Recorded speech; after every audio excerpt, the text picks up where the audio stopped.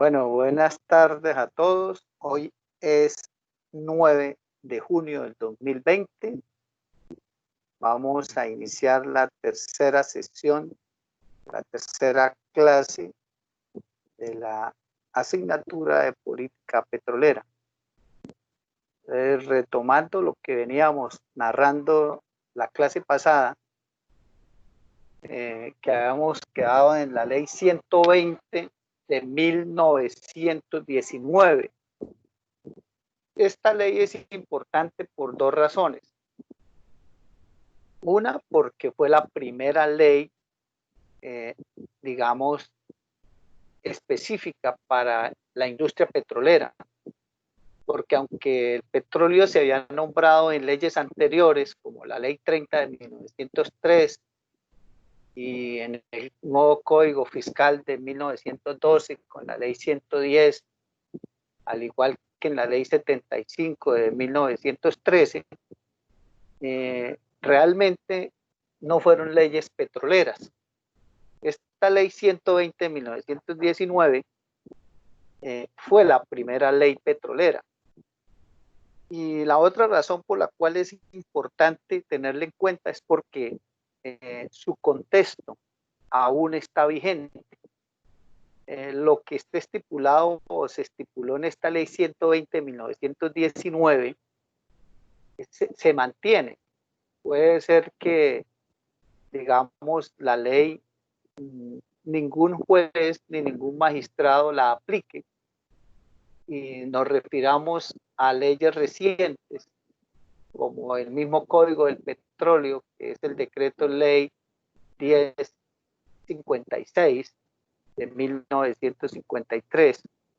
De todas formas, las leyes posteriores lo que hicieron fue ratificar lo que quedó consignado en la ley 120 de 1919.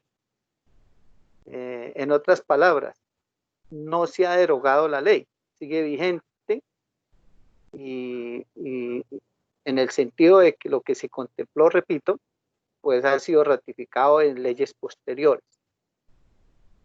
Entonces, les recuerdo, cuando terminamos la sesión anterior, que esta ley 120 no fue redactada por el Congreso de la República de Colombia.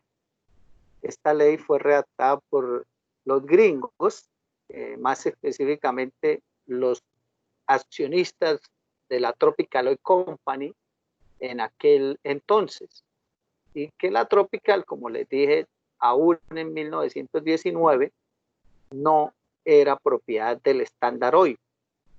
De la misma manera, pues es bueno recordarte que así como se presionó sobornando al Congreso la readjudicación de las concesiones Barco y de Mares, que lógicamente fueron readjudicadas por el Congreso, como lo estipulaba la ley 75 de 1913, y que, como les dije, pues para lograr esa readjudicación y cumplir con el acta de San Vicente Chucurí que había firmado Roberto de Mares en la inspección de policía de San Vicente, repito, en el año de 1916, de la misma manera, pues los gringos vieron de que empezar ya con la exploración y explotación petrolera en firme, ya al tener la concesión en su poder, porque ya a ustedes les comenté que el mismo día que el Congreso readjudicó la concesión, pues en la Notaría Tercera de Bogotá se hicieron las escrituras de traspaso a los gringos. Tanto Roberto de Mares, la concesión que se llama de Mares, actualmente se llama igual, hacia los accionistas de la Tropical Oil Company. De la misma manera, Virgilio Barco, que también recibió la readjudicación de la concesión Barco, de la cual hablamos más adelantico, obviamente también en la misma Notaría Tercera hizo el traspaso a los de la Colombian Petroleum Company, otra empresa norteamericana, también de Pensilvania, y que posteriormente también compró en el año de 1928 la Standard Oil. La Standard Oil compró la Tropical en 1921 y compró la Colombian o la Colpet en 1928. Entonces ya los gringos, con sus concesiones en las manos, ahí ya en 1919, pues ya estas concesiones dejaron de ser de Virgilio Barco y dejaron de ser de Roberto de Mares, aunque continuaron con el nombre de sus apellidos como Concesión Barco y Concesión de Mares. Eso lo conocen ustedes, pero ya entonces ahí desaparecen los actores principales y pasan los gringos a ser los gestores y obviamente los impulsadores y los que desarrollaron lo que hoy se conoce como industria petrolera. Eso se lo debemos agradecer a los gringos, porque de todas formas, pues nosotros no teníamos tecnología, ni la tenemos aún. Aún no tenemos tecnología. Como les he dicho en clases anteriores, y sobre todo en la materia de registro de pozos y otras asignaturas, pues Ecopetrol hoy en día, que es la empresa más grande de petróleo del país y la empresa más grande del país, de por sí la mayor productora de crudo, es simplemente un administrador, o como la llamamos en la industria, un operador. Pero Ecopetrol no tiene taladros, ni tiene camiones de registros, ni tiene nada. Toda la tecnología, es a través de empresas de servicios, o sea, empresas tercerizadas. Entonces, Ecopetrol como tal no tiene esa tecnología, primero porque nosotros no la hemos desarrollado. Ya han transcurrido 100 años desde que inició la industria en Colombia y nosotros no hemos tenido la habilidad que, por ejemplo, han tenido los japoneses, han tenido los chinos, quienes se han copiado de las tecnologías y hoy tienen sus propias empresas, fábricas de vehículos, electrodomésticos, computadores, etcétera. Todo nos está llegando hoy de la China y antes de la China pues nos llegaba de Japón, nos llegan de Corea, nos llegan de Taiwán, toda esa tecnología porque ellos sí la han copiado y la han, digamos, replicado y hoy han invadido el mundo con sus productos. Nosotros no hemos tenido esa habilidad. ¿Eso qué significa? Que nosotros no hemos tenido transferencia de tecnología. ¿Por qué? Porque en nuestras políticas no se ha exigido esa transferencia de tecnología.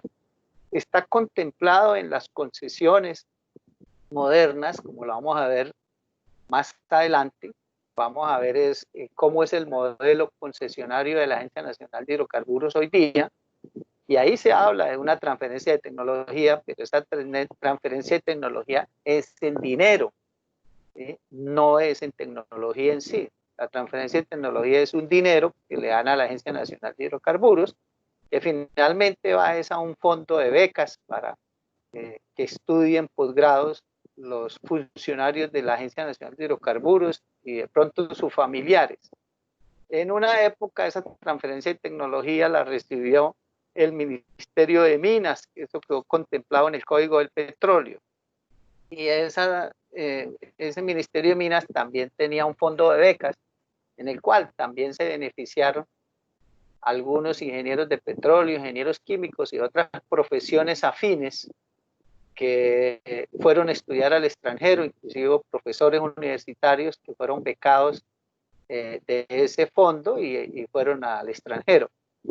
El Ecopetrol, cuando tuvo la administración del subsuelo, en el periodo de 1974 hasta el 31 de diciembre del 2003, la transferencia de tecnología no era en dinero, sino era en conferencias, o sea, se traían o le exigía a la empresa asociada que trajera a un conferencista de talla internacional, que le diera un curso de Ecopetrol. Yo me beneficié de varios cursos de esos, siendo ya docente de la UIS en la década de los 90 y principios de este siglo. alcancé a participar en algunas de esas conferencias que traían a un gringo a un hotel 5 estrellas en Bogotá durante 5 días con traducción simultánea. Incluso el primer curso que yo recibí de esa transferencia de tecnología fue sobre política petrolera, sobre, lógicamente, los modelos contractuales que habían en el mundo, que los vamos a ver más adelante también. Esperen un momentico, voy a mostrarles el libro de los apuntes de ese primer curso. Yo lo tengo acá, preciso en mi biblioteca de la casa. Y fue con Daniel Johnson. Daniel Johnson. El curso se llamó Petroleum Fiscal System and Production Shares Contra, o sea, sistemas de fiscalización de petróleo y contratos de producción de petróleo. No sé si ustedes ven mi cámara, si ven mi cámara. Me ven a mí en una de las opciones, está la imagen mía, ¿sí la ven? Mi cara. No. No, señor. O solo ven la presentación. Solo la presentación. Entonces, espérense en un momentico para que vean el libro.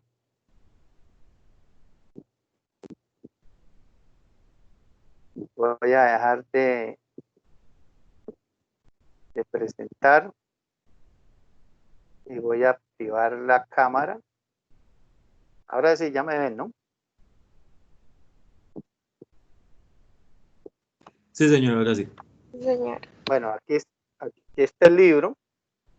Es el libro del primer curso que asistí de transferencia de tecnología y por la cual yo me metí en el cuento de la política petrolera y lógicamente este libro no lo he escaneado, lo voy a escanear para regalárselo a ustedes.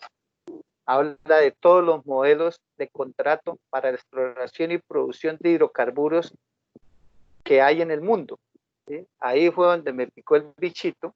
Estoy hablando del año 91 o 92. Aquí está autografiado por Daniel Johnson, pero no recuerdo bien la fecha, no estamos la fecha en nuestra edición del libro. 1994. Fue a principio, yo inicié como docente en 1991 y estamos hablando del año 94. Sí, fue mi primer curso que recibí. Y entonces, ¿en qué estábamos? En que realmente lo que había era una transferencia de tecnología de esa manera, o sea, eran cursitos. Llamo yo cursitos, ¿no? O sea, cursos y esa era toda la transferencia de tecnología que nos hacía la industria petrolera en la época en la cual Ecopetrol administraba el subsuelo. Podemos decir que ha sido lo máximo en el sentido de que es, en el sentido de la palabra, de que es lo que más hemos recibido en forma significativa de transferencia de tecnología, porque recibir plata pues no es transferencia de tecnología, ¿sí? Que fueran la época en la cual el Ministerio de Minas tenía las concesiones antiguas, o sea, antes del 74, porque después del 74 fue Ecopetrol quien administró el subsuelo hasta el 31 de diciembre del 2003, y entonces cuando era modelo concesionario antes del 74 y después del 2003, con la Agencia Nacional de Hidrocarburos, pues las concesiones, la transferencia de tecnología ha sido, repito, es en dinero. Ecopetrol dijo, dinero no me denme cursos de capacitación, y ahí le daba a cada universidad un cupo. Entonces, dependiendo de la temática, pues enviaban al profesor de la materia para que se capacitara en ese curso. Entonces, comparado con otros países como China, por ejemplo, China, la transferencia de tecnología ha sido muy diferente. Ellos sí exigen de que esa tecnología sea implementada en su país y se desarrolle a través de empresas y fábricas. Por ejemplo, Brasil exige a las empresas petroleras de que como transferencia y tecnología tienen que tener un centro de investigaciones donde debe haber una inversión mínima de $1 millón anuales, mínimo $1 millón anuales. O sea, estamos hablando de una inversión mínima en este momento de 3.800, está 3.700, está el dólar. Estamos hablando de 3.700 millones de pesos anuales de presupuesto mínimo exige Brasil a cada empresa. En otras palabras, eso es como un ICP chiquito, es un ICP chiquito, y hay empresas en Brasil que tienen institutos de investigación mucho mayores y más robustos que el ICP. Eso sí es transferencia de tecnología. ¿Por qué? Porque se desarrolla y se patrocina la investigación. Y fuera de eso, pues se montan empresas donde se fabrican, digamos, las diferentes tecnologías que se utilizan en la industria petrolera. Por eso Brasil, por encima de mismo Noruega e Inglaterra y Estados Unidos, es la más avanzada en tecnología costa afuera. ¿Sí? La más avanzada es Brasil. Estamos hablando de offshore, ¿sí? Pero eso es a una transferencia de tecnología que se empezó a dar desde los años 80. Entonces estamos hablando de 40 años de transferencia de tecnología que ha redundado en una investigación y en un desarrollo hacia costa afuera que la coloca a Brasil por encima de los demás países. En China, por ejemplo, pues se le exige a la empresa petrolera que tiene que tener su empresa de bienes y servicios dentro de su territorio. Tampoco se le permite que se saquen sus utilidades. Las utilidades tienen que ser reinvertidas en el mismo país, no como aquí, que aquí las empresas petroleras y mineras se pueden llevar el 100% de las utilidades para sus casas matrices. Hay otros países vecinos, como por ejemplo Perú. Perú permite que solamente se lleven el 50% de las utilidades. El otro 50% tiene que ser reinvertido en el país. Y del 50% que se llevan, tiene que pagar un impuesto de remesa del 25% de lo que saque. Ahora, es muy importante, y los que vieron conmigo ingeniería económica el semestre pasado, yo les explicaba de que es el crecimiento económico de un país lo da la circulación de dinero. Entonces, el que las empresas petroleras y mineras vengan a nuestro país y se lleven esos recursos naturales y fuera de sus utilidades se las lleven para sus países donde tienen sus casas matrices, pues eso no le aporta nada a la economía del país. Escasamente los impuestos que paguen y el empleo que generen, que es muy escaso. Eso lo vamos a ver en el último capítulo de responsabilidad social empresarial, donde ustedes se van a poder dar cuenta de que comparado con otros sectores de la economía del país, pues la transferencia de la generación de empleo pues es muy baja, ¿sí? Muy baja el empleo que genera. Lo que más genera empleo en Colombia es el sector agrario, la agricultura, y luego sigue la manufactura. En la industria petrolera y minera con su conjunto no alcanza a aportar más del 2% del empleo nacional. Es muy poquito. Ustedes saben que esto es un área muy pequeña y cerrada. Es un nicho muy pequeño. Entonces, empleo es muy poco lo que genera. Y sí, lo que podía redundar en un desarrollo económico y social del país sería la circulación de dinero. Y esa circulación de dinero se daría solo si se les prohíbe que esas utilidades sean repatriadas. Repatriadas es que se las lleven, repito, para sus países de origen.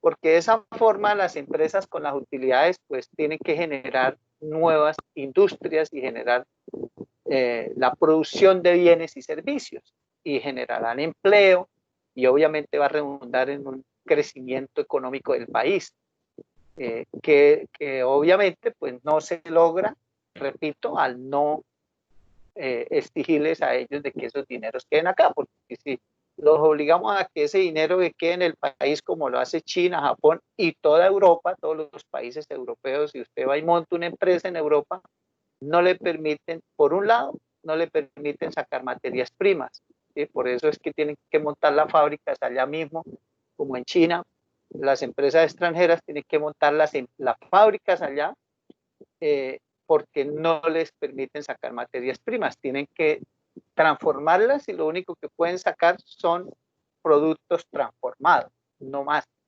¿Sí? Entonces de China, por ejemplo, los minerales nadie los puede sacar, ni de Europa los minerales nadie los puede sacar. Tiene que la empresa transformarlos ahí directamente y eso sí genera crecimiento económico. Por eso nosotros seguimos siendo un país subdesarrollado. Entonces, aquí en Colombia, hasta el gobierno de Pastrana, Pastrana hijo, Andrés Pastrana, las empresas se podían llevar el 50% de las utilidades. ¿Sí? Y Pastrana les dijo que se podían llevar todas las utilidades y que pagaran un impuesto de remesa del 7% de lo que se llevaran. Luego en el gobierno de Uribe, en el año 2006, en la reforma tributaria de ese año, se les quitó el impuesto de remesa. O sea, hoy en día, desde el 2006 hacia acá, las empresas petroleras y mineras se llevan el 100% de las utilidades y no pagan impuesto de remesa. Así es la cuestión. Entonces, obviamente, pues nosotros estamos huérfanos de una transferencia tecnológica y de un desarrollo, ¿sí? De un desarrollo en ese sentido, porque no hay circulación de dinero. Por eso es que yo digo que nuestro modelo, pues, es muy pichurrio, es un modelo de saqueo que no redunda en un crecimiento y un desarrollo para el país. Pero eso lo vamos a ver en las próximas clases en una forma más detallada. Entonces, cuando empieza la industria en Colombia, digamos, en forma ya concreta, ¿sí? Ya con producción en firme y con líneas de flujo, baterías, oleoductos, refinería, etcétera, es ya hacia 1919 y pues se lo tenemos que agradecer a los gringos porque lo poco que tenemos, pues ellos lo desarrollaron y nosotros lo heredamos con la reversión de las concesiones. Y por eso pues también nace Ecopetrol, si no, no lo tuviéramos. ¿Sí? Pero a grandes rasgos nos faltó exigirle, o nos falta exigirles más para que el país y los colombianos, digamos, nos favorezcamos mejor de esa riqueza. Entonces ahí ellos en el 19 deciden entregarle al Congreso de la República una ley que redactaron, repito, ellos, para que la extracción de petróleo no quedara configurada como un saqueo, ¿sí? Así lo llamo yo actualmente. O sea, hoy es un saqueo legal. ¿Sí? ¿Por qué legal? Porque las leyes existentes lo permiten. Pero ellos decían, sin una ley que nos respalde, pues quedaríamos, valga la redundancia, ilegales. O sea, quedarían como saqueadores y el país qué, ¿entiendes? Entonces decidieron que el Congreso aprobara esa ley. Al principio los congresistas se opusieron, así como los congresistas fueron reacios en su momento a la readjudicación de las concesiones Barco y de Mares, y que obviamente permitió el soborno que la traía de los carros por parte de la Tropical Company a cada congresista y el llevar los hijos a estudiar becados a Estados Unidos, los hijos de los congresistas, que llevó a que pues con eso compraron el Congreso, lo sobornaron y lograron la readjudicación de esas concesiones, pues de la misma manera ellos se pusieron reacios a aprobar la ley 120, pues para volver a vacunar. Y ese modus operandi de los congresistas todavía existe. Eso es pan de cada día en el Congreso cuando se debate un proyecto de ley o una reforma que va a afectar a las petroleras o a las mineras, la mayoría de congresistas, la mayoría, y lo digo porque yo he estado ahí presente en muchos debates, en el proceso de asesoramiento, acompañamiento de congresistas, que lo he venido haciendo desde 1996 con Hugo Serrano, pues ahí me he dado cuenta de que en las graderías del Congreso, en cada una de las comisiones, hay lobistas. Lobistas son funcionarios de la industria que están pendientes de los debates, y cuando se va a discutir algo que los pueda perjudicar y que redunde obviamente en mejores recursos para el país y en pérdida del margen de utilidad para ellos, o pérdida en la participación en la renta petrolera para ellos, ellos sobornan a los congresistas.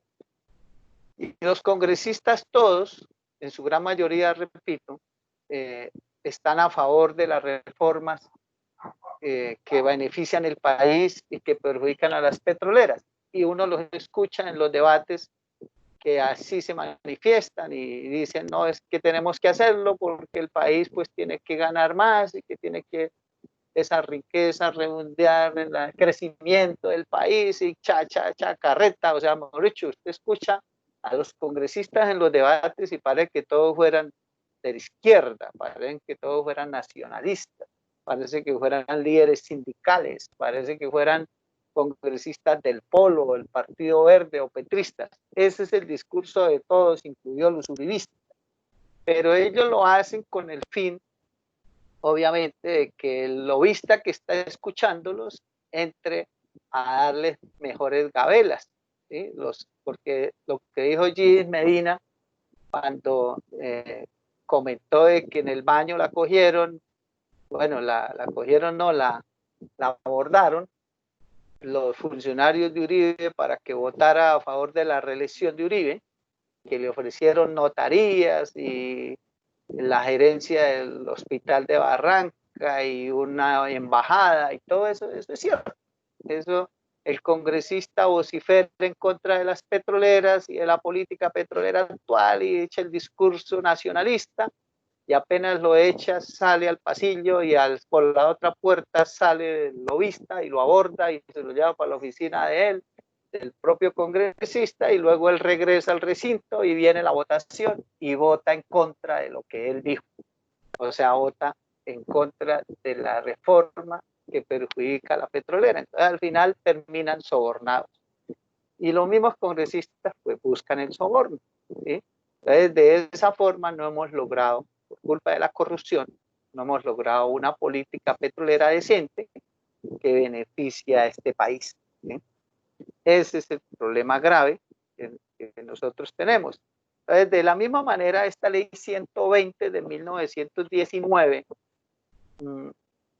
el Congreso de la República pues se opuso a aprobarla porque veían de que no podían aprobar una ley impuesta por los gringos, pero los gringos, en lugar de darle dádivas a los congresistas, como ocurrió para la readjudicación de las concesiones Barco y de Mares, lo que hicieron fue amenazar con que no aprobaban el tratado Urrutia-Thompson del año 1914. Por eso, en la clase anterior yo les hablaba de este tratado Urrutia-Thompson, que se da en 1914, cuando se renuevan las relaciones con Estados Unidos y que se vuelven a crear embajadas en ambos países, y ahí se acuerda de que Colombia puede utilizar el canal a perpetuidad, que aún se respeta, como les dije, aunque Panamá pues tomó el control del canal, sigue respetando ese acuerdo del 1914, y la Armada colombiana puede pasar el canal de Panamá en forma gratuita. Y ahí mismo en ese tratado Urrutia-Thompson quedó contemplado una indemnización de 25 millones de dólares para Colombia por los trabajos que Colombia había adelantado en el canal de Panamá. Hacia el año de 1919, esos 25 millones de dólares no habían sido girados por Estados Unidos. Y no habían sido girados por Estados Unidos porque el Congreso de Estados Unidos aún no había avalado el tratado, porque todo tratado pues tiene que pasar por los congresos de la República del respectivo país firmante.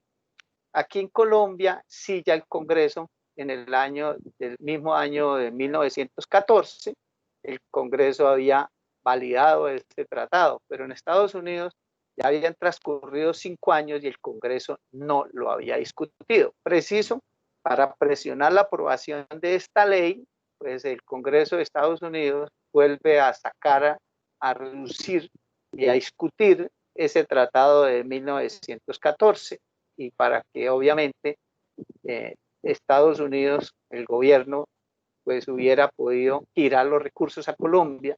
Entonces, ahí viene la amenaza de Estados Unidos en el sentido de que si no, ojo, si no aprobaban en Colombia esta ley, pues ellos en el Congreso de Estados Unidos no avalaban el tratado Urrutia-Thompson, y por lo cual los 25 millones de dólares pues no los giraban y nosotros nos quedábamos viendo un chispero.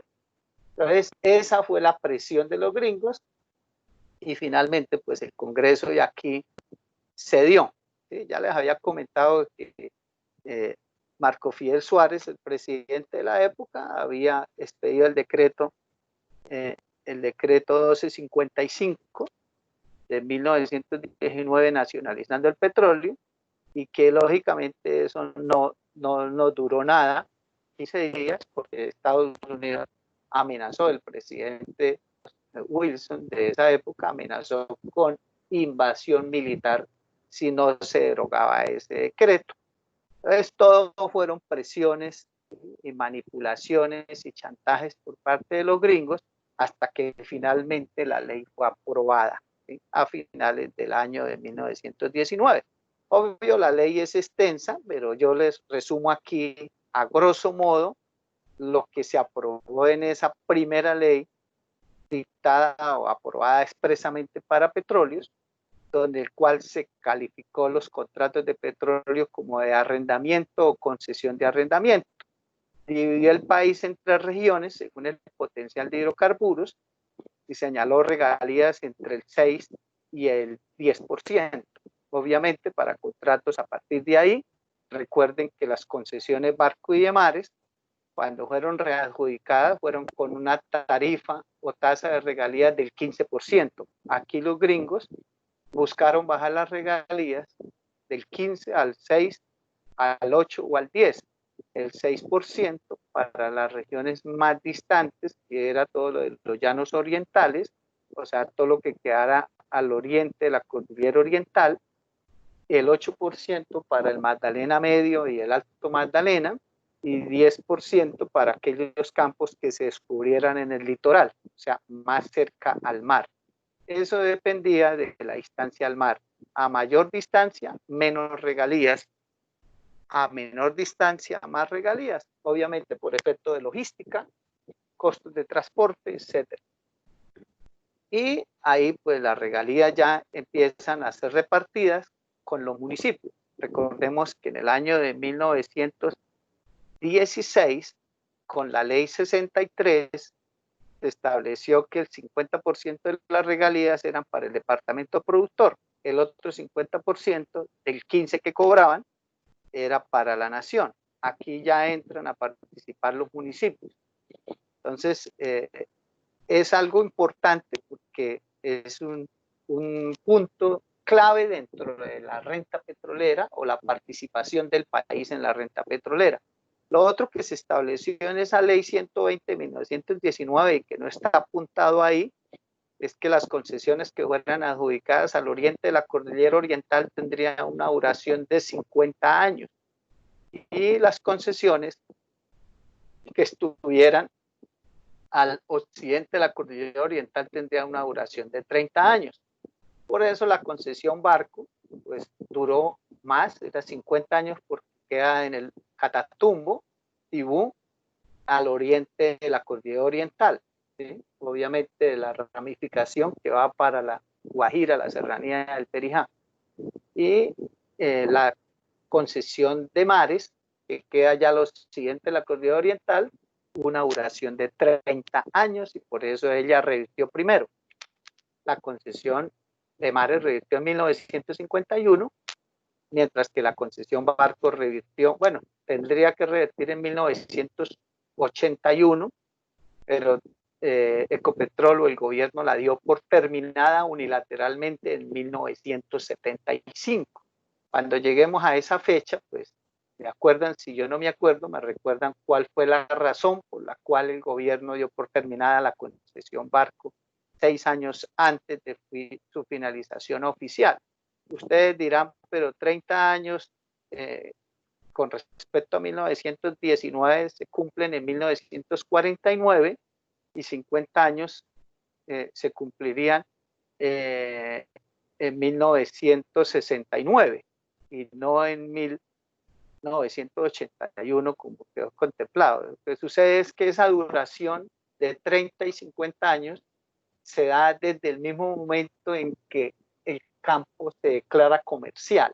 No se empieza a contar ese tiempo de explotación en el momento en que se firme el contrato, en el momento en que se declare comercial el campo.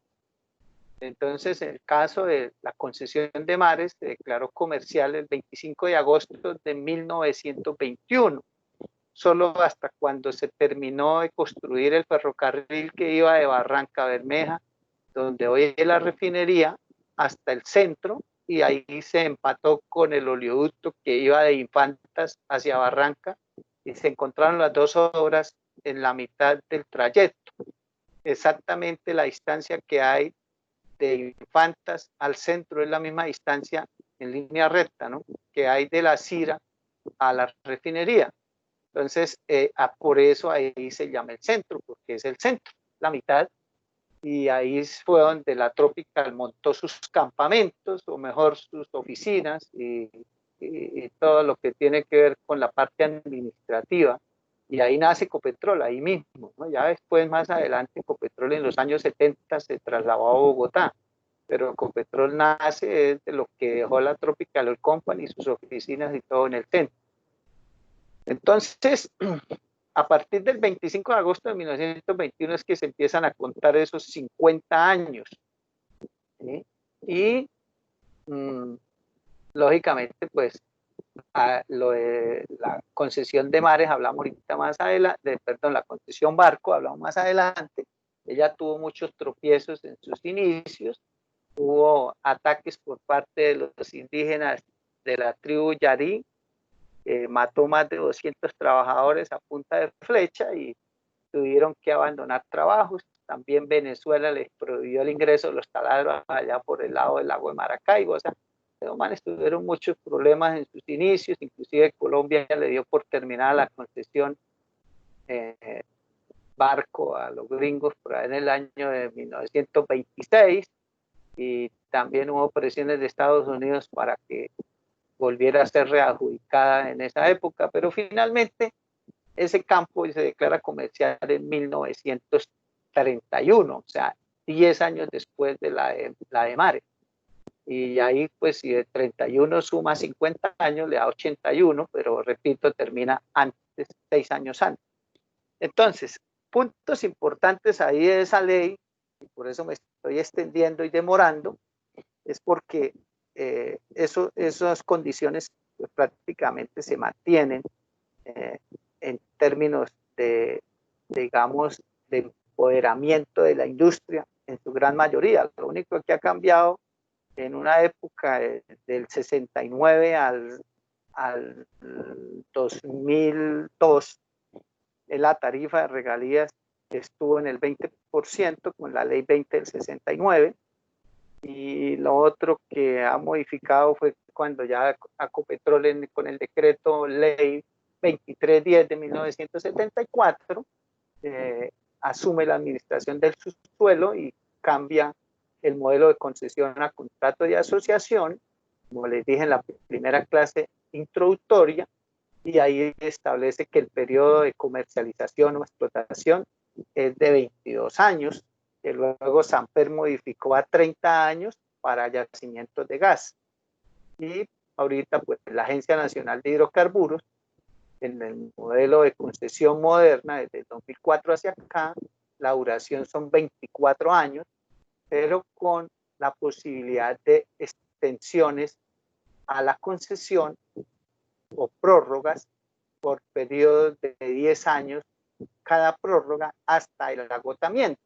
O sea, la Agencia Nacional de Hidrocarburos no contempla la reversión de las concesiones para que Ecopetrol no, sino para que el país, y lógicamente en manos de la ANH, asuma la operación de los campos después de ese periodo que el concesionario disfruta. ¿Por qué? Porque la Agencia Nacional de Hidrocarburos, a diferencia de Ecopetrol, no es una empresa operadora. Al no ser operadora, pues la intención de la ANH no es recibir campos, sino que la empresa concesionaria se quede hasta el límite económico. Ahí está contemplado en las concesiones, la vamos a ver en detalle cuando terminemos este capítulo, pues vamos a hacer un análisis de la política petrolera actual del 2004 hacia acá, desde que se creó la Agencia Nacional de Hidrocarburos con el decreto ley 1760 del 2003, y vemos la minuta del contrato de concesión y se darán cuenta pues que ahí no hay reversión. Hay esas extensiones hasta el límite económico. O sea, eso es lo que yo veo grave, porque lo que hoy tenemos y que hoy Ecopetrol opera y explota y que representa el 80% del petróleo que el país produce, pues son campos heredados, campos de concesiones que terminaron y contratos de asociación también que terminaron, concesiones que revirtieron y que Ecopetrol asumió la operación, como el caso de Castilla, Chichimene, Rubiales,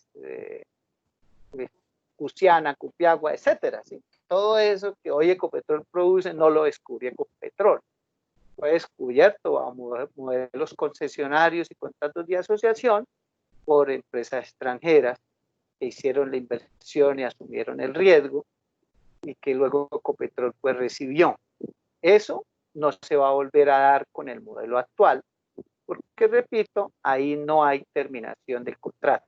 Hay una fecha inicial de 24 años con prórrogas de 10 años sucesivos, los 10 años cada prórroga hasta el límite económico o hasta el agotamiento del yacimiento. Grave esa cosa, grave. Es una de las cosas más graves que tiene el modelo concesionario actual y que la gente no se ha dado cuenta, ¿sí? Los congresistas no se han dado cuenta, o quienes se han dado cuenta se hacen los huevones, ¿sí? Se hacen los de la lista gorda o la oreja gocha, como decía mi mamá, y no se dan cuenta que el futuro va a ser tétrico, obviamente cuando ocurra el agotamiento total de las reservas residuales, perdón, cuando se agoten las reservas residuales que quedaron en yacimientos maduros heredados por Ecopetrol y se acaba el crudo de Rubiales, de Cusiana, de Cupiagua, de Pauto, Floreña, Volcanera, Caño Limón, que ya están en agotamiento, y obviamente Ecopetrol termine de sacar los cunchos que quedan en Castilla, Chichimene, compañeros, nos vamos a quedar viendo un chispero, porque no vamos a heredar nada de lo descubierto del 2004 hacia acá, que son campos, ya son más de 150 campos que están oficialmente declarados comerciales por la Agencia Nacional de Hidrocarburos y que ya representan más de 200.000 barriles día de producción. Entonces, una de las cosas graves es que no vamos a heredar esos campos. Grave. Y ese futuro, pues esa es la situación crítica de este modelo, que solamente lo van a ver es ustedes. Posiblemente yo me muera y no vea ese cenit, esa crisis que se va a venir, porque puede ser que bajo el modelo actual se descubra otro Cusiana u otro Rubiales u otro Caño Limón, pero eso no hace para nosotros, ¿sí? Y tampoco lo vamos a heredar, como repito, se han heredado los campos que hoy opera Ecopetrol. ¿Por qué? Porque el modelo de contrato no contempla esa reversión, ¿sí? Entonces, otro punto que yo digo que es, digamos, lo más nefasto para quienes poseen propiedades en zonas petroleras, o sea, aquellas comunidades del área de influencia de la industria petrolera, lo más nefasto que está de esta ley 120 de 1919 es que la industria petrolera fue declarada de utilidad pública, ¿sí? Eso, en esa ley, al quedar declarado de utilidad pública la industria de exploración y explotación de hidrocarburos y la construcción de oleoductos, hace que haya un interés general por la industria por encima del interés particular en la propiedad privada de un finquero.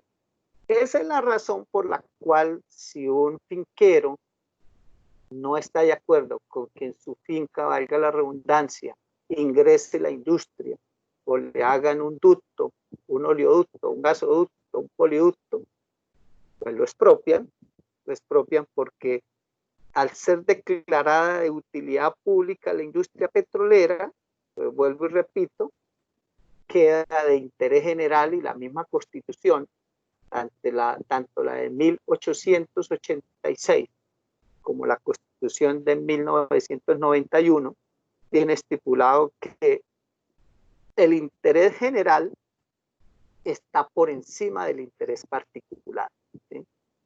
Entonces, cuando un finquero se atraviesa la sísmica o al ingreso de un taladro o lo que sea, pues lo expropia. Así de sencillo, así de fácil. Entonces, al final, pues la industria entra porque entra, ¿sí? Ahí mismo, pues a raíz de eso, de que la industria es de utilidad pública, la industria petrolera obviamente es de utilidad pública, y que la industria ingresa porque ingresa, pues de cierta forma hay que indemnizar porque la expropiación es con indemnización.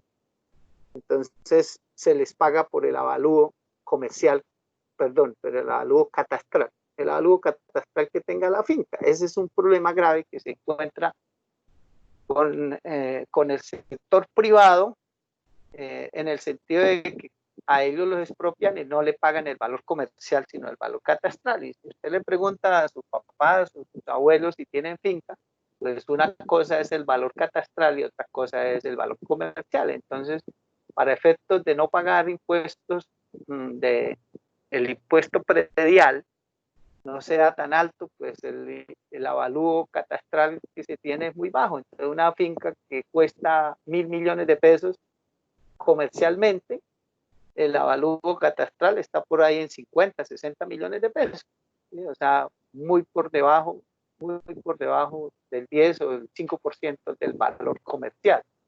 Y eso lo hacen con ese fin, de no pagar un impuesto, eh, el impuesto catastral o el impuesto predial alto. Pero entonces, cuando viene la expropiación dicen, la finca en su avalúo catastral vale 50 millones, pues le dan 50. Y resulta de que la finca puede valer mucho más. Entonces, ahí al final, pues ahí busca digamos, un acuerdo entre las partes, y por eso los abogados de tierras de la industria petrolera buscan ir a negociar con el finquero antes de emprender procesos de expropiación, y entonces se habla de las servidumbres petroleras. Y la intención inicial de la industria petrolera pues no es comprar fincas, porque ese no es su fin tampoco, y ellos pues dicen que están durante el tiempo que dure el contrato o durante el tiempo que haya crudo comercial, o sea, para sacar y que sea rentable, y el resto pues ellos se van. Entonces, ¿qué sacan? Ponerse a comprar fincas que ellos no van a explotar porque no van a tener fines diferentes al de la explotación petrolera. Entonces, por eso mejor piensan llegar a un consenso con el finquero, y lo busca el abogado y el social de la empresa y le dicen, vea, vamos a pagarle una servidumbre. Ahí se crearon también las servidumbres, tanto del área de exploración y explotación como servidumbres de oleoductos, para poder dejar pasar los oleoductos por las fincas. Entonces le pagan una servidumbre. Esas servidumbres pues nacieron desde ahí, desde esa época, y hoy en día las servidumbres están regidas por la ley 1274 del 2009. Obvio, esas servidumbres han venido cambiando y cambiaron también sus tarifas con el Código del Petróleo de la ley 1056 de 1953. Pero ya ahorita lo que está vigente de servidumbres petroleras está contemplado, repito, en la ley 1274 del 2009.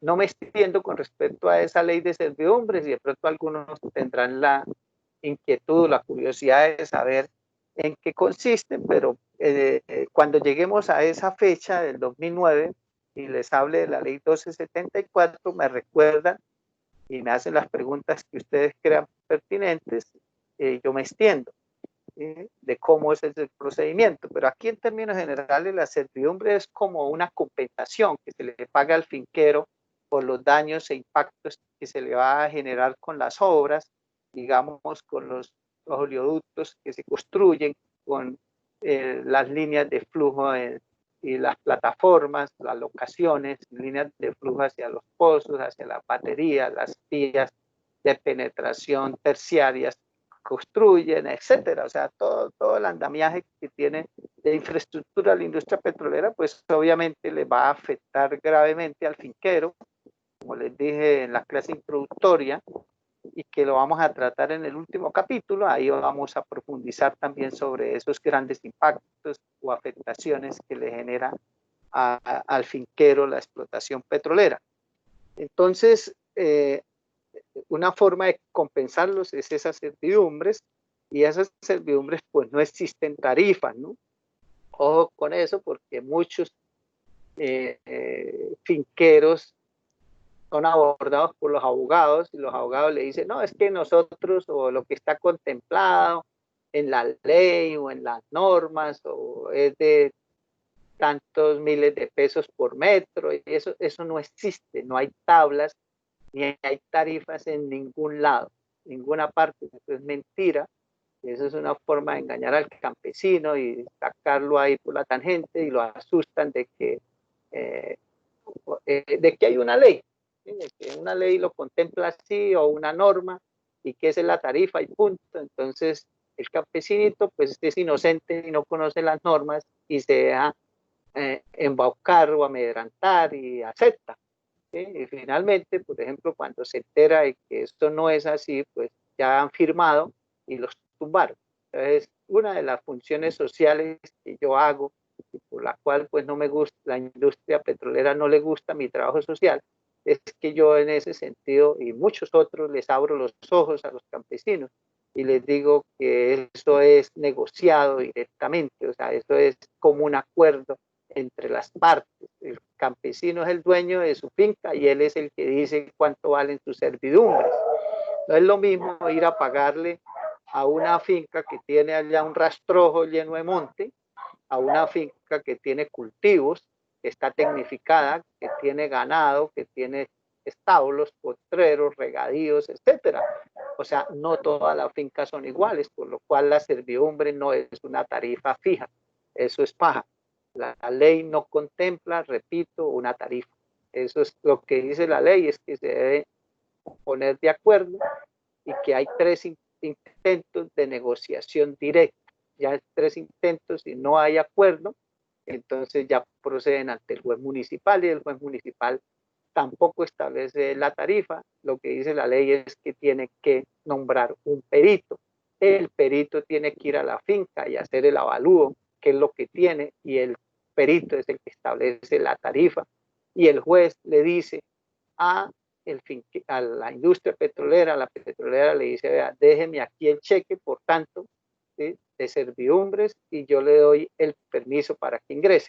Así, en términos generales, es la ley 1274 del 2009. Te repito, cuando lleguemos a esa fecha, pues yo me extiendo más en detalle y profundizo si a ustedes les interesa, y que les debe interesar porque la gran mayoría es ustedes, su familia, sus papás, sus tíos, sus abuelos, pues tienen fincas, y hoy en día la industria petrolera pues no está restringida a ciertas cuencas digamos, de poca altura sobre el nivel del mar. Hoy en día ya la industria petrolera se está subiendo hasta los páramos, ¿sí? Ya hay concesiones en el páramo de Sumapaz, hay concesiones en el lago de Tota, o sea, inclusive violándose las mismas leyes, han adjudicado concesiones por encima de los 3.000 metros sobre el nivel del mar, en reservas forestales, en reservas hídricas, en parques naturales, etcétera. O sea, el mismo gobierno, la NH, viola las mismas leyes del Congreso. O sea, ahí entre el mismo gobierno violan las leyes. Como decía popularmente o antiguamente los campesinos, que las leyes son para los de Ruana, y el de la Ruana pues es el campesino al que le aplican las leyes. Pero los ricos no les aplican las leyes las hace el Congreso de la República pues para beneficiar ciertos sectores, y al final al que terminan aplicándole la ley que la tiene que cumplir es el más huevón. En cambio entre ellos no. Les voy a mostrar un ejemplo rápidamente para que se den cuenta que las leyes entre sí no las respetan. Simplemente voy a ir aquí a una presentación que esta mañana la abrí para mostrarle a los estudiantes del registro de pozos. Por aquí tengo preparando un debate sobre fracking a la NH en el Congreso. Ya prácticamente la tengo lista, la presentación. Y a raíz de que esta mañana le estaba mostrando a los estudiantes de registros algunos perfiles del pozo La Cira 7000 y Coyote 1, pues me encontré con una bellezura ahí que muestra cómo ellos mismos violan todo. El mismo Ecopetrol viola todo. Entonces, les voy a mostrar como un ejemplo. Bueno, aquí está, por ejemplo, esto es información de ellos mismos, solicitada a través de un derecho de petición el año pasado. Ese derecho de petición la respuesta fue radicada en el Congreso de la República, aquí está en la segunda hoja. El 25 de septiembre del año pasado, la Agencia Nacional de Hidrocarburos respondió a la Secretaria General de la Comisión Quinta del Congreso. Y obviamente con base en la información de la misma Agencia Nacional de Hidrocarburos está preparado este debate de control político. O sea, ellos no pueden decir que son mentiras de los congresistas que van a participar en ese debate, o son mentiras del profesor Vanegas, ¿sí? Porque es información de ellos. ¿Sí? Simplemente aquí pues uno les descubre las mentiras. Entonces ese pozo, por ejemplo, una mentira es de que el pozo La Cira 7000 dijeron que era un pozo estratigráfico de yacimientos convencionales. ¿Sí? Y se ha dicho que aquí en Colombia no se han hecho pozos pilotos para el fracking, o sea, pozos que vayan,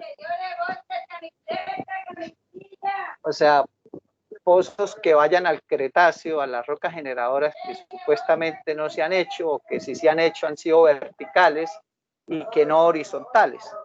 Esto demuestra que es lo contrario. Obviamente esto, las Cira Infantas, pues corresponde en términos convencionales a un campo que es lo que creó Ecopetrol de las Cira Infantas, la concesión de mares, ¿sí? En términos convencionales, pero sobre la misma área de la concesión de mares y la parte de la concesión Cóndor, que es lo que hoy se conoce como Casabe, que en los años 30, finales de los años 30, fue adjudicado a la Shell o empresa Cóndor, concesión Casabe se conoce, que hoy es de Ecopetrol también. Esa área de las Cira Infantas y Casabe hoy para yacimientos no convencionales se conoce como bloque Valle Medio Magdalena 5. Y ahí Ecopetrol entró en consorcio o asocio con la OSCI, que con la OSCI pues ya venía, digámoslo así, desde el año 2005 en el acuerdo o contrato de cooperación técnica, que se llama así, para el recobro mejorado de las Cira Infantas. Y ahorita que Ecopetrol se quedó con el bloque Valle Medio Magdalena 5 para fracking o yacimientos no convencionales, pues metió a la OSCI en el paseo, y por eso aparece en el reporte de perforación final, aparece el logo de las dos empresas. Pero realmente quien hizo este pozo fue la OSI. Se le cuestionó a Ecopetrol y a la OSI de que ese pozo era el piloto para fracking y ellos siempre lo han negado. Pero, oh sorpresa, que cuando uno mira el informe de perforación que reporta el consorcio de Ecopetrol y la OSI a la Agencia Nacional de Hidrocarburos, y que la Agencia Nacional de Hidrocarburos le entrega esa información al Congreso, obviamente solicitado previamente mediante un derecho de petición, encontramos de que ese pozo es un pozo piloto. La CIRA 7000 es un piloto y que fue al Cretáceo. El mismo ellos en su informe lo llaman pozo piloto. Fue estratigráfico. Y lo que encuentro yo, además de esa mentira de que dicen que no era un piloto para el fracking o para yacimientos no convencionales, uno se encuentra que hay otra mentira. El día 4 de enero del año 2019, o sea, el año pasado, la Agencia Nacional de Hidrocarburos le escribe a Ecopetrol, al líder de perforación y completamiento de pozos, de que el pozo que se va a perforar, dice, queda aprobado el formato 4CR, intención de perforar del pozo La Cira 7000. Y le dice que la autorización de la perforación del pozo se expide sin perjuicio de la licencia ambiental otorgada por la autoridad competente. O sea, la ANLA es quien debe otorgarle licencia ambiental. Ustedes ya saben que aquí en Colombia, para hacer fracking o hacer perforación horizontal con fracturamiento multietapa, fracturamiento hidráulico multietapa en roca generadora, que es lo que en su conjunto se conoce como fracking, requiere una licencia ambiental.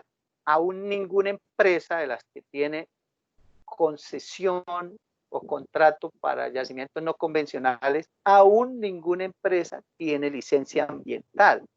Eso significa que no tener licencia ambiental, obvio, no se puede hacer esa perforación.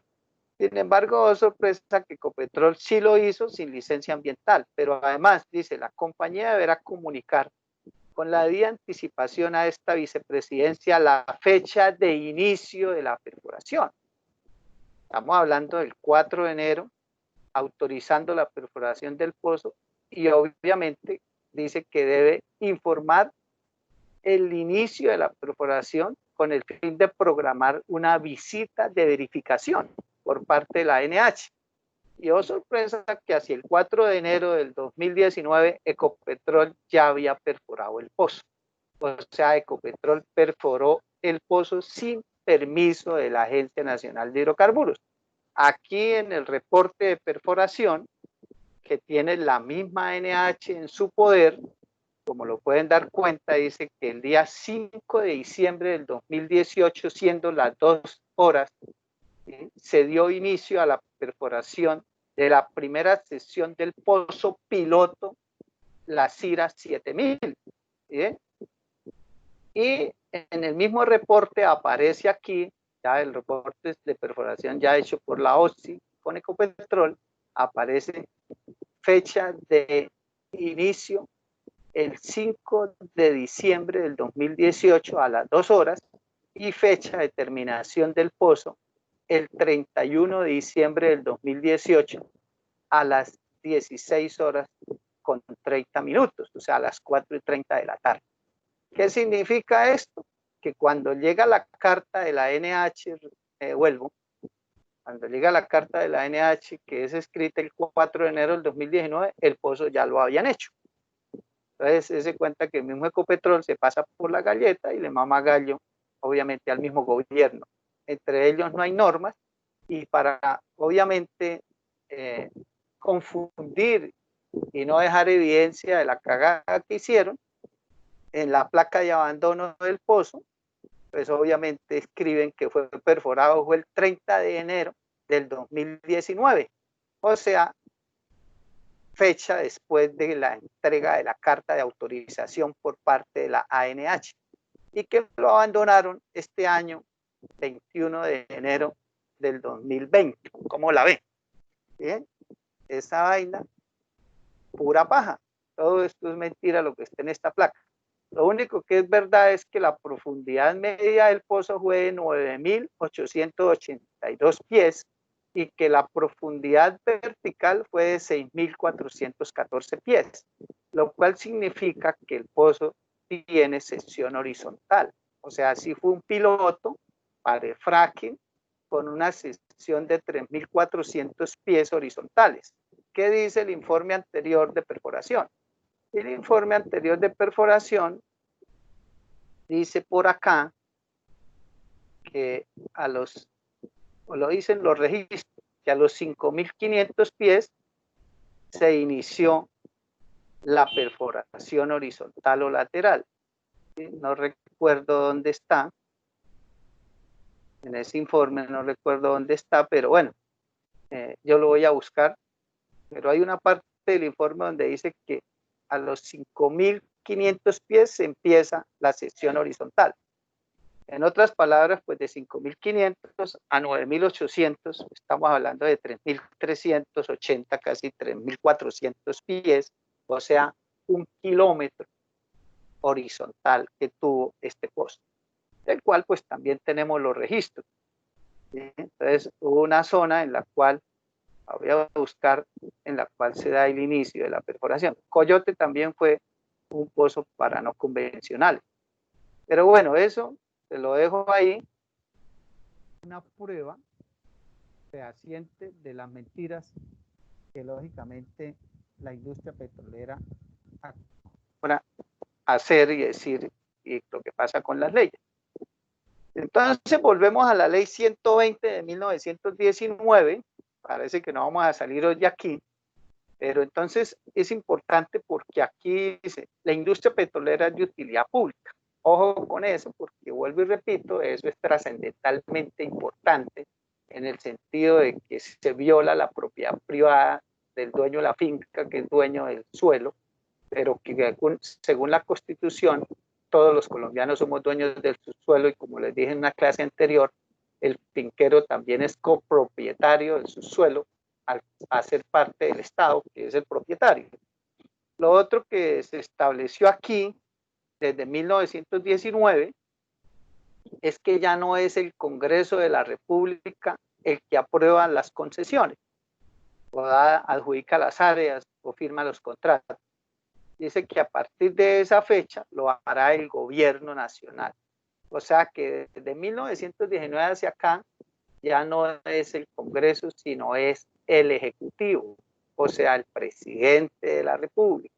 Y eso se viene cumpliendo. Entonces, cosas que se vienen cumpliendo es de que la industria de utilidad pública se mantiene, de que quien adjudica las áreas y firma el contrato es el gobierno, se mantiene. En un momento lo hizo pues con el Ministerio de Obras Públicas hasta el año de 1940. Ya en 1940 se crea el Ministerio de Minas y Petróleos. ¿Sí? Luego, posteriormente, con la Constitución del 91, pasa a llamarse Ministerio de Minas y Energía. O sea, el Ministerio de Minas está cumpliendo el 40, de 1940 al 2000, son 60 años más 20, 80 años. ¿Sí? O sea, el ministerio está cumpliendo 80 años. Y cuando no lo hizo a través de los ministerios directamente, pues lo hizo a través de la Junta Directiva de Ecopetrol, que fue con el decreto ley 2310 de 1974. Y hoy en día quien adjudica las áreas y firma los contratos, pues es la Agencia Nacional de Hidrocarburos, que depende del Ministerio de Minas y Energía. Entonces, sigue siendo el mismo ejecutivo, o sea, el mismo gobierno. O sea, en otras palabras, compañeros, desde 1919 no es potestad del Congreso de la República, como ocurre en absolutamente todos los países. ¿Sí? En todos los países donde el subsuelo y los recursos naturales son del Estado. Porque en Estados Unidos, por ejemplo, que su suelo es propiedad privada, pues ahí eso no es del resorte del Congreso. Pero aquí en Colombia, que es el subsuelo del Estado y el Estado somos todos, pues el Congreso de la República debería de legislar en ese sentido de por lo menos el Congreso, así no adjudique y firme las concesiones, sí debería establecer el modelo de contrato, ¿sí? El Congreso, que es el representante del pueblo, es el que debe estipular, bueno, cuál es el modelo de adjudicación de áreas, el tamaño de las áreas, y bajo qué modelo de exploración y explotación, eso lo debería definir el Congreso de la República. Y vuelvo y repito, eso está desde hace 100 años así. Ahora, ¿cuál fue la intención de los gringos de que fuera el Ejecutivo y no el Congreso? Porque recuerden que esa ley no la redactamos nosotros.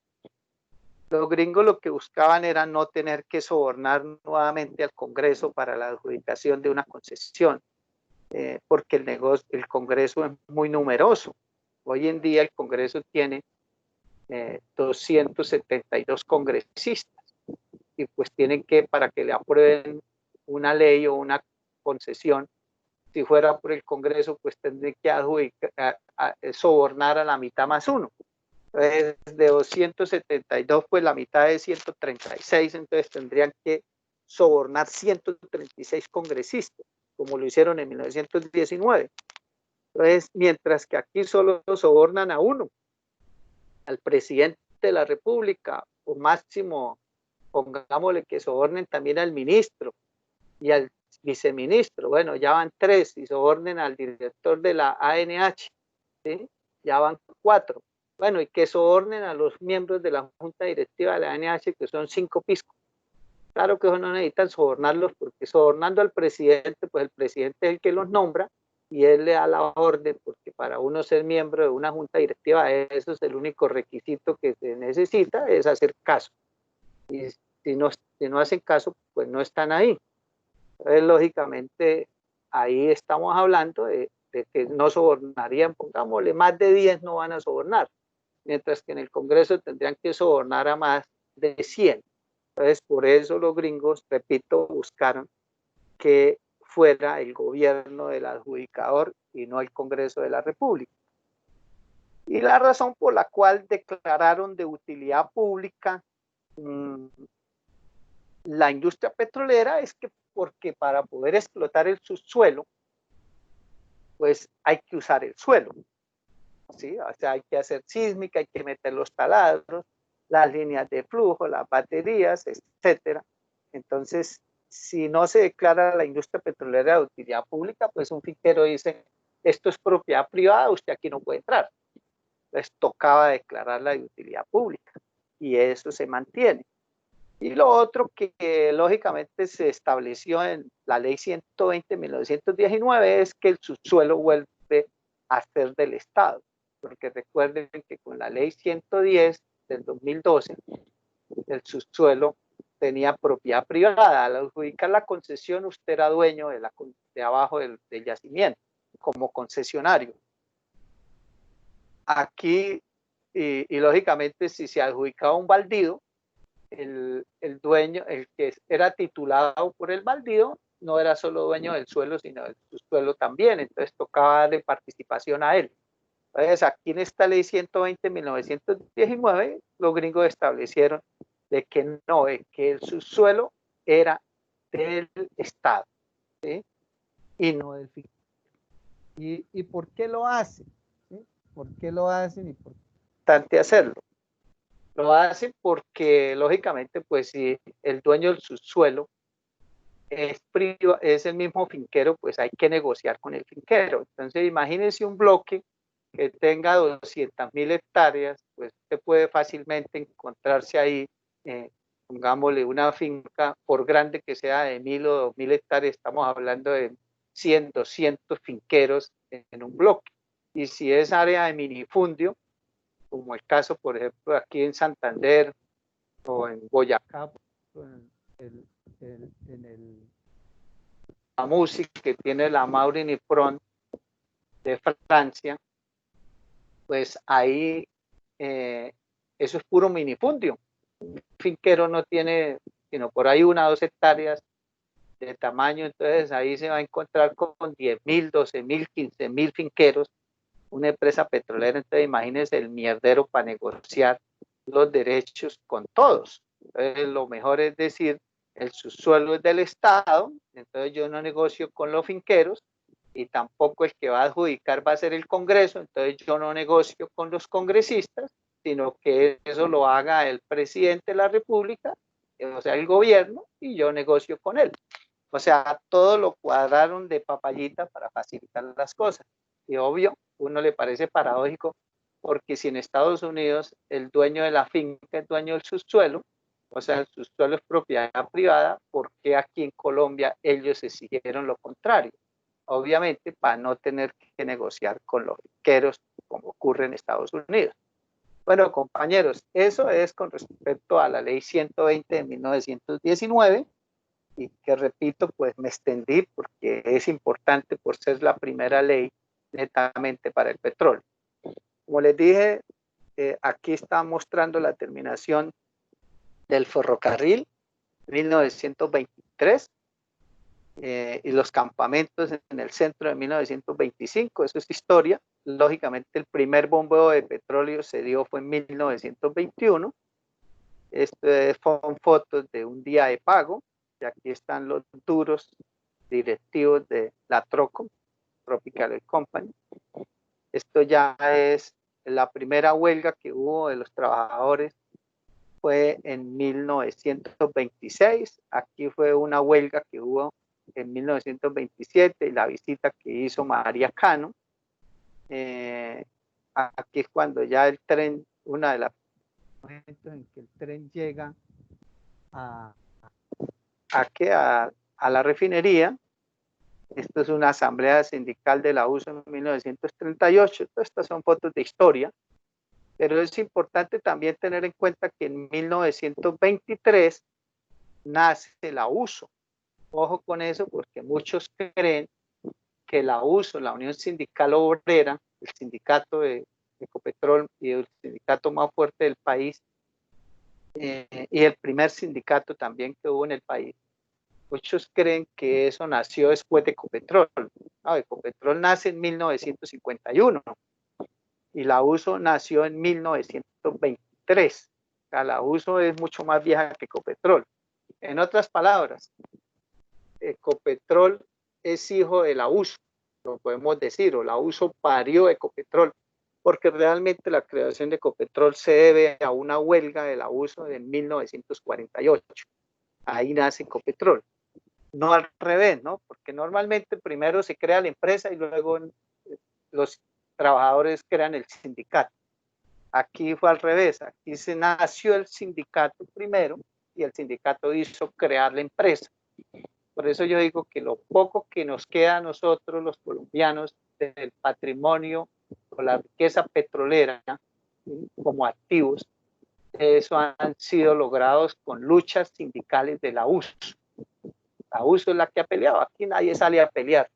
En sus momentos en Barranca, en esas huelgas, de las fotos que hay aquí, quienes acompañaban a la USO en la huelga eran las prostitutas. Y obviamente porque los clientes de las prostitutas eran los trabajadores petroleros, entonces ellos eran solidarios con los trabajadores y cuando los trabajadores hacían huelga, las prostitutas salían también a las calles a protestar y acompañarlos en las marchas. Pero eso es importante que lo tengan en cuenta porque la USO pues está ahorita a puertas de cumplir 100 años, mientras que Ecopetrol pues en el año entrante va a cumplir 70 años, ¿no? 70 añitos cumple el año entrante. Bueno, otra ley importante es la ley 84 de 1927. ¿Sí? Ahí pues como ya les dije, desde 1883, pues ya en predios donde había propiedad privada del subsuelo, pues se hizo perforaciones, que ya les mostré, y sin necesidad de tener concesiones ni permisos del gobierno, porque es propiedad privada, obviamente. Entonces, por eso los pozos Tubará, que fueron perforados en el siglo XIX, repito, desde 1883 hasta 1896 se perforaron 6 pozos. Esos no necesitaron ninguna concesión, ni tampoco permiso por parte del gobierno porque era propiedad privada. Y de esa manera, pues también hubo perforaciones en muchas zonas que tenían propiedad privada del suelo. Lo que estableció la ley 84 de 1927 es que los propietarios privados, que tuvieran obviamente, valga la redundancia, propiedad privada del subsuelo, debían avisar al Ministerio de Obras Públicas si iban a adelantar perforaciones. O sea, que no se hicieran ahí en forma, digamos, autónoma, sino que el gobierno debería enterarse. Eso fue lo que estableció esa ley de 1927. Por eso, referencias oficiales históricas de perforación de pozos en zonas de propiedad privada del subsuelo antes de 1927 no había, no existen oficialmente. Oficialmente no existen, pero sí se perforaron pozos, como les mostré en la clase anterior. En 1931 ya había terminado la hegemonía conservadora que gobernó desde 1886 hasta 1930. Aquí ya el presidente era Olaya Herrera, liberal, y ahí se aprueba la ley 37. Y ahí en esa ley ya el Partido Liberal que en el gobierno reglamenta la industria petrolera como tal. Cuando se habla de reglamentación armónica del petróleo, obviamente tiene que ver con todas las operaciones y actividades técnicas de la industria petrolera, que hoy está regido por el decreto 10, el decreto que de 2009, decreto, se me fue la paloma, ya me adelanto un poquito para recordar ese decreto, aunque lo vamos a ver más adelante.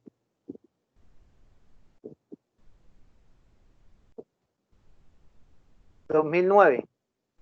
perdón, no es decreto, es la resolución 18-1495 del 2009. Es hoy las actividades de la industria petrolera, todas las actividades, ¿no? Incluidas lógicamente la exploración, perforación, producción, todas las actividades que realiza la industria hoy están regidas por esta resolución 18-1495 del 2009 del Ministerio de Minas. Me imagino que ustedes en perforación, si ya la vieron, lo mismo si, por ejemplo, ¿cómo le dijeran? Todas las actividades que haga la industria hoy en día, cualquier índole, perforación, explotación, todo eso está regido por este decreto. Y si vieron perforación y si vieron producción, o le están viendo, es muy importante que ustedes se lean esta resolución. La resolución 18-1495 es prácticamente obligatorio, de lectura obligatoria por parte de ustedes como estudiantes, sobre todo en producción, en perforación. ¿Por qué? Porque ahí es donde están reglamentadas todas las actividades que se deben realizar. Pero la primera vez, repito, que se reglamentaron todas esas actividades de la industria petrolera, pues fueron en el año de 1931 con la ley 37. Ahí se establecen la primera vez todas las actividades que quedan reglamentadas. Y aquí pues también la tarifa de las regalías se estableció de acuerdo a la distancia al mar, pues no va a profundizar sobre eso. El decreto 10 de 1950 le sumó 2 puntos porcentuales a dicha tarifa.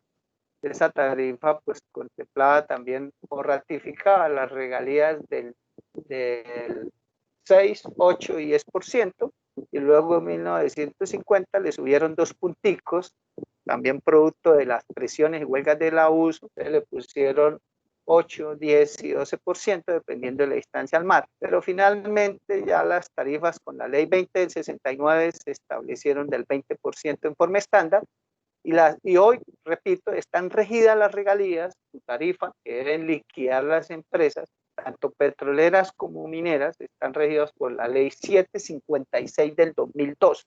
Eso lo vamos a ver con más detenimiento en la próxima clase. En relación con la propiedad del subsuelo, obviamente respetando la propiedad privada de los particulares con respecto al petróleo, se estableció también de que ellos debían de cumplir la normatividad o la reglamentación armónica. Esto obviamente para que las empresas o los dueños de las áreas privadas pues hicieran la explotación en forma armónica con los ecosistemas, cumpliendo las mismas normas de las concesiones o de los concesionarios que tenían los contratos adjudicados por el gobierno. O sea, eso significa que aunque usted es propietario de su suelo y no puede hacer allá lo que se le dé la gana, sino que debe cumplir con la normatividad técnica establecida en la ley 37. O sea, que si usted tiene propiedad privada, pues sí, tiene que perforar, pero tiene que cumplir la parte técnica de las actividades que quedaron contempladas en esa ley 37. En 1936, ya con el gobierno de López Pumarejo, se aprueba la ley 160, que consagra que es de propiedad privada el petróleo que se encuentra en terrenos que salieron legalmente del patrimonio de la nación, o sea, terrenos baldíos, que fueron adjudicados antes del 28 de octubre de 1873. Ahí, ¿qué es lo que establece el 28 de octubre de 1873? Ese, y lo encuentran en el documento que les envié por WhatsApp de Oscar García, el dirigente de la Unión Sindical Obrera, que escribió la historia del petróleo, la política petrolera al principio, y habla de las normas desde Bolívar hacia acá en el siglo XIX. Entonces ahí estaba el Código Fiscal y obviamente ahí se estableció de que todo lo que se adjudicó por parte de la nación, de terrenos baldíos adjudicados como propiedad, o sea, que se titularon antes de 1873 y que obviamente venían también adjudicados desde la época de la colonia. Desde la época de la colonia, ustedes saben que todo lo que fue adjudicado por el rey o el virrey que tiene cédula real, ellos tienen propiedad del subsuelo. Y aquí también en esta ley 160 se estableció, repito, que a quienes se les tituló previos antes del 28 de octubre de 1873 se les respeta y se les garantiza propiedad privada del subsuelo, y también aquellos que fueron adjudicados legalmente durante la vigencia de la ley 110 de 1912. Recuerden que en 1912, y lo hablamos la clase pasada, con la ley 110 se estableció que quien se adjudicara una concesión para explotación minera o petrolera era dueño del subsuelo del yacimiento. Entonces, ¿qué fue lo que hizo la ley 160 de 1936? Simplemente reconfirmó y legalizó la propiedad privada del petróleo que estuviera en esos terrenos que hubieran sido adjudicados en la época de la colonia o bajo la vigencia de la ley 110 de 1912 o por la nación antes del 28 de octubre de 1873, o sea, terrenos baldíos que son del Estado, pero cuando ya los adjudican al poseedor y los titulan, pues dejan de ser de la nación y dejan de ser baldíos. ¿Ya? Bueno, y luego viene el decreto 805 de 1947. Este decreto 805 de 1947 fue expedido por para la industria minera con respecto a la ocupación de terrenos baldíos ocupados por colonos o poseedores y los de propiedad particular en el ejercicio de las labores propias de la minería. Esta, aunque fue para minería, la industria petrolera hizo uso de ese decreto 805. ¿Sí? Lógicamente ahí lo que se establece es que debe dar obligación de aviso y pago de indemnizaciones, entre otras. Entonces, la industria petrolera se cogió de ese decreto para minería, también lógicamente haciendo pago de indemnizaciones con respecto, lógicamente, a los perjuicios que se hubieran establecido. Luego esto fue modificado con el decreto 1886 de 1954, ¿sí? Pero lógicamente pues hoy en día, repito, todo eso está reglamentado, como les dije antes, con la ley 1274 del 2009, que se llama servidumbres petroleras. Luego viene el nacimiento de Ecopetrol. El nacimiento de Ecopetrol, aunque como empresa fue creado oficialmente con el decreto 30 de 1951, realmente Ecopetrol nace es con la ley 165 de 1948. ¿Sí?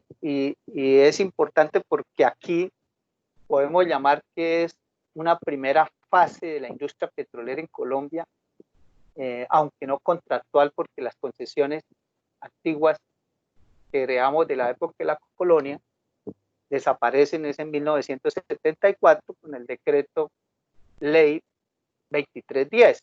Pero hay una cosa importante aquí, y es que aquí, aunque el modelo concesionario continuaba, pues nace la empresa petrolera estatal. Ojo que eso es importante, es que ni siquiera Venezuela en su momento tenía a lo que hoy es PDVSA, ¿sí? Pemex sí nació en 1938, y por aquí lo narro, el 18 de marzo México nacionaliza el petróleo y nace Pemex. Venezuela lo que hizo en el 43 fue aumentar las regalías al 50%, que era lo que Pérez Alfonso llamaba el 50-50, repartámonos 50 y 50. Pero obviamente no era un contrato de asociación ni nada, seguían siendo concesiones, simplemente que las regalías eran del 50%. Pero aquí es importante porque nace Ecopetrol. ¿Y por qué digo que en 1948? Porque ahí la USO hizo una huelga que duró 8 meses y el único punto de negociación de la USO es que la reversión de la concesión de mares que se esperaba para el año siguiente, 1949, y que finalmente se da en el 51, porque obviamente la Tropical Oil Company demanda exigiendo obviamente que los 30 años no se cumplían en 1949, sino en 1951, porque se tenían que contar desde el momento en el cual se empezó a bombear petróleo. Y el Consejo de Estado le dio la razón a la Tropical y finalmente pues se contó desde el 25 de agosto de 1921, como ya le había dicho, y los 30 años se cumplieron el 25 de agosto de 1951. Pero la reversión y la creación de Ecopetrol como tal se da es con la ley 165, que es cuando el Congreso de la República, mediante esa ley, faculta al gobierno nacional a crear Ecopetrol, ¿sí?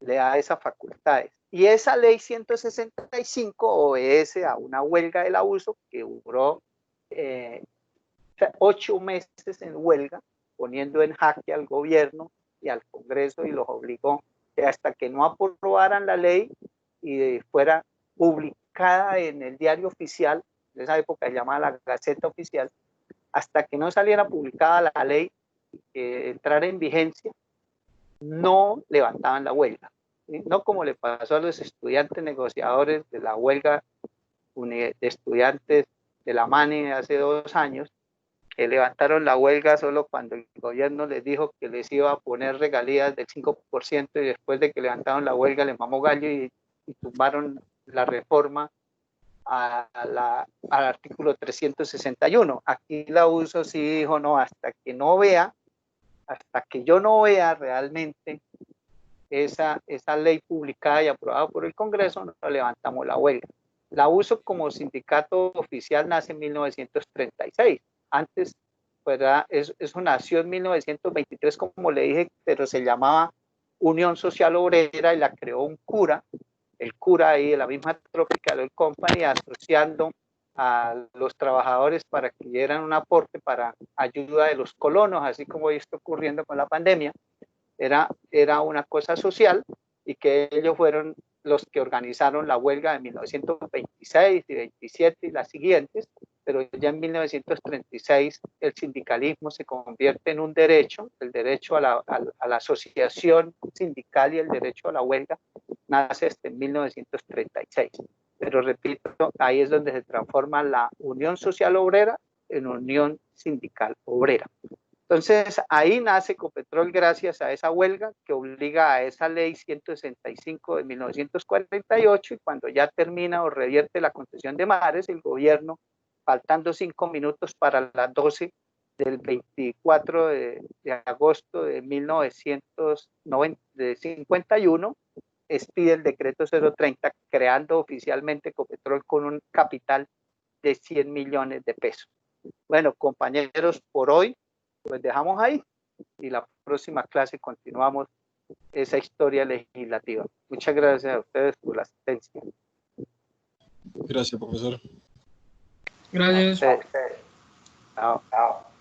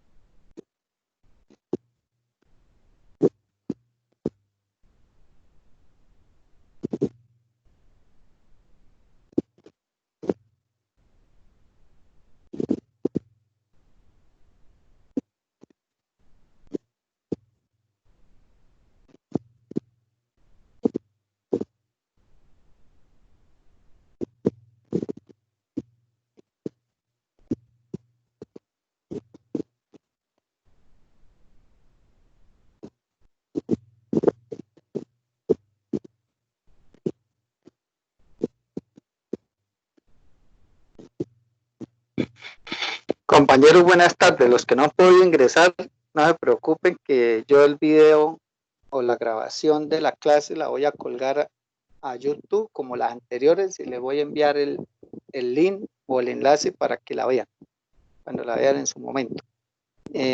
Realmente si han podido entrar más de la mitad, es porque sí pueden tener acceso. Y yo no les envío correo a nadie invitándolos. El equipo ya se creó y se llama Política Petrolera martes 2 p.m.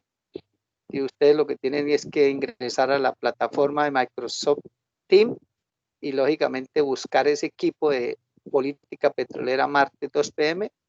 e ingresar ahí porque ustedes ya están incluidos con su correo. No les va a llegar correo, ustedes tienen que ingresar. Y si han podido ingresar algunos, la mayoría, pues los que no han podido tienen algún problema, es ustedes los que tienen que buscar la solución para poder ingresar.